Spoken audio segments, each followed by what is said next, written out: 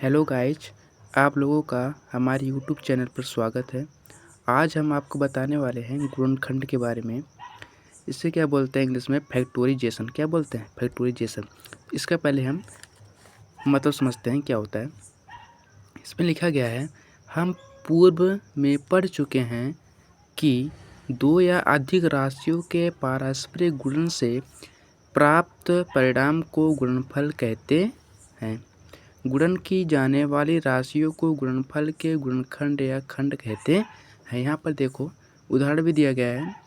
3 गुणे 5 = 15 में 3 तथा 5 गुणनफल 15 के गुणनखंड हैं। इसी प्रकार गुणनफल ए बी प्लस सी के गुणनखंड ए तथा बी प्लस सी हैं तथा गुणनफल 2b A plus C X plus Y plus Z के गुणनखंड 2, b, ए प्लस सी एवं X plus Y plus Z हैं। ठीक है। इसके बाद है सार्व गुणनखंड, कॉमन से बोलते हैं इसमें कॉमन फैक्टर। ठीक है। तो यहाँ पर एक उदाहरण देकर आप लोगों को समझाते हैं। आइए, क्या उदाहरण है? P x plus Q x के गुणनखंड कीजिए। मतलब P x plus Q x का क्या करना है? फैक्टराइजेशन करना है। यहाँ व्यंजक में दो पद हैं। पहला पद क्या है? पी एक्स है। दूसरा पद क्या है? क्यू एक्स है। प्रत्येक पद में दो खंड हैं। प्रत्येक गुणनखंडों में से एक खंड x है, अतः सार्व गुणनखंड x हुआ है। सार्व गुणनखंड x से व्यंजक के प्रत्येक पद को भाग देने पर क्रमानुसार p तथा q भागफल प्राप्त होता है। अतएव दूसरा गुणनखंड p + q होगा। तो आते हैं अपने कॉपी पर। पहला क्वेश्चन आपको हम सॉल्व करके बताते हैं। तो जो हमारा पहला क्वेश्चन है उसको देखो, P x plus Q x. तो यहाँ पर हम लोग लिखते हैं P x plus Q x का गुणनखंड कीजिए। गुणनखंड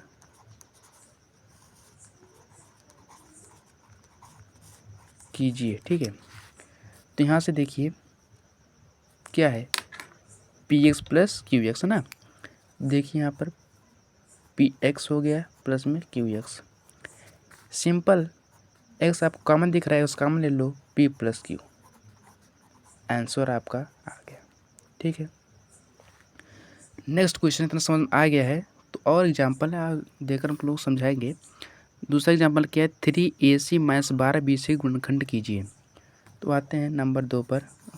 क्या है? 3ac - 12bc। ठीक है। को सॉल्व करेंगे। इसको हम ले सकते हैं 3c × a। क्यों लिखा? क्योंकि 3ac कोई दिक्कत है नहीं, 3 में a से गुणा करेंगे और c में गुणा करेंगे 3ac होगा।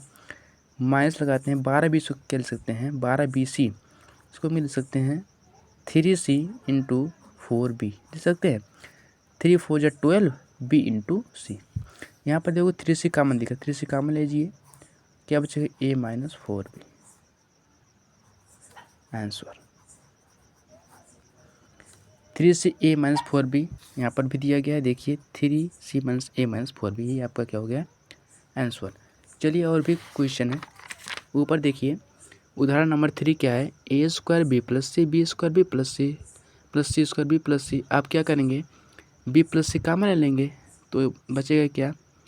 a² + b² + c²। आते इसको भी समझा देते हैं आप लोगों को। लिखा गया है a² b + c, तीसरा क्वेश्चन है, प्लस में b² b + c और प्लस में c² b + c।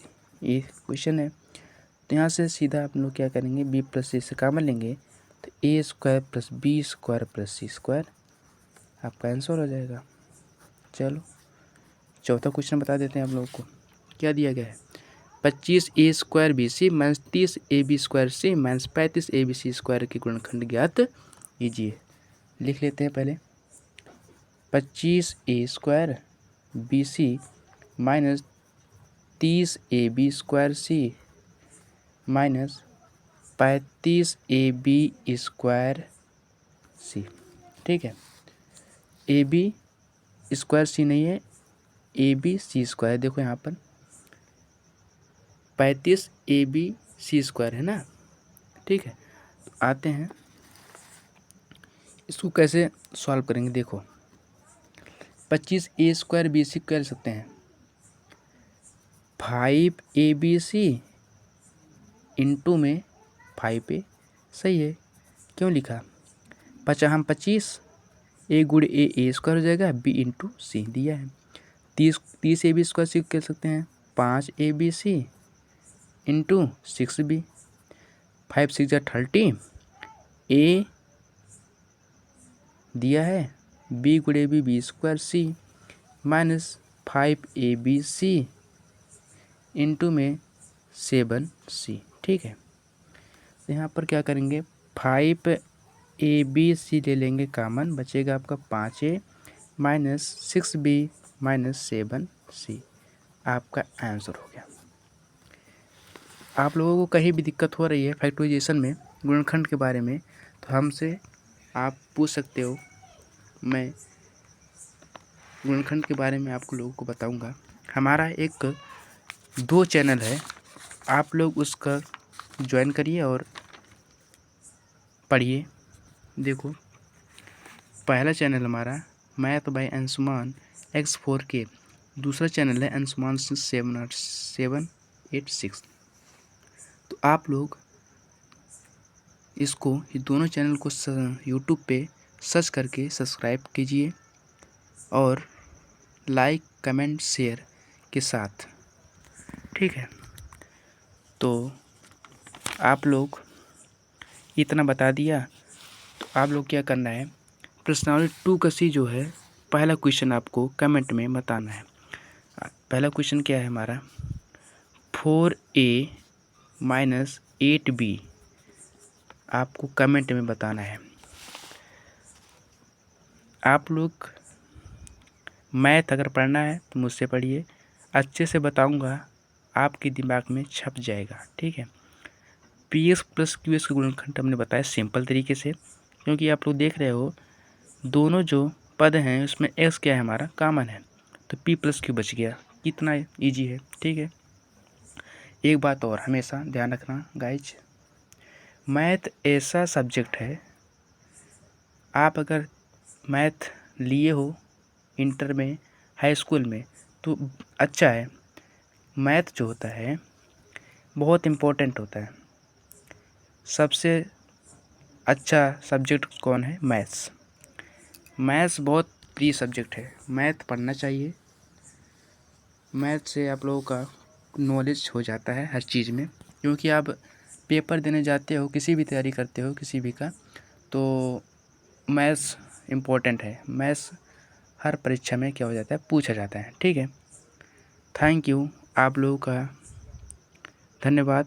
4a minus 8b का आंसर कमेंट में कीजिए। Thank you.